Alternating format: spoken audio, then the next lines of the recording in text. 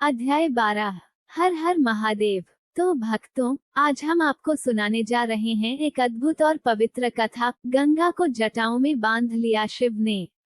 ये कथा हमें बताती है कि किस प्रकार भगवान शिव ने अपने भक्त भागीरथ की तपस्या से प्रसन्न होकर गंगा को अपनी जटाओं में समा लिया और फिर धीरे धीरे पृथ्वी पर प्रवाहित किया। तो आइए इस दिव्य कथा को सुनते हैं और भगवान शिव की महिमा का गुणगान करते हैं। गंगा को जटाओं में बांध लिया शिव जी ने। प्राचीन काल की बात है। रघुवंश के महाप्रतापी राजा भागीरथ ने एक महान संकल्प लिया अपने पूर्वजों को मोक्ष दिलाने का। उनके पूर्वज श्रापवश भस्म हो चुके थे और उनकी आत्मा मुक्त नहीं हो पा रही थी। केवल गंगा के पवित्र जल के स्पर्श से ही वे पुनः दिव्य स्वरूप प्राप्त कर सकते थे।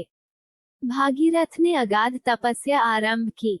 वर्षों की कठिन साधना के बाद मां गंगा प्रसन्न हुई और उन्होंने स्वर्ग से पृथ्वी पर अवतरित होने का वरदान दिया। लेकिन उन्होंने एक शर्त रखी, राजन, मेरा प्रवाह अत्यंत तीव्र है।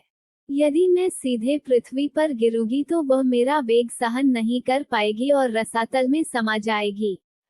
भागीरथ चिंतित हो उठे। गंगा को अपने वेग पर गर्व था कि कोई उसे रोक नहीं सकता। तब भागीरथ ने संसार के पालनहार त्रिलोकेश्वर भगवान शिव की तपस्या की। भगवान शंकर, जो सदा भक्तों की पुकार सुनते हैं, प्रकट हुए। उन्होंने भागीरथ की प्रार्थना स्वीकार कर ली।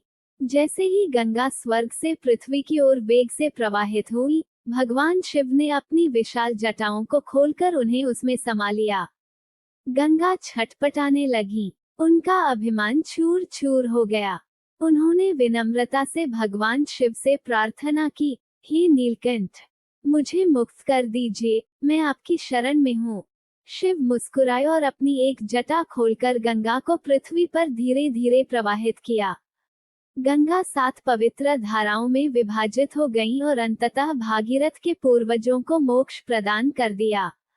इस प्रकार भगवान शिव ने गंगा का गर्व नष्ट किया और अपने भक्त भागीरथ का संकल्प पूर्ण किया। तभी से गंगा को भगवान शंकर की जटा से प्रवाहित होने के कारण जटाशंकरी भी कहा जाता है।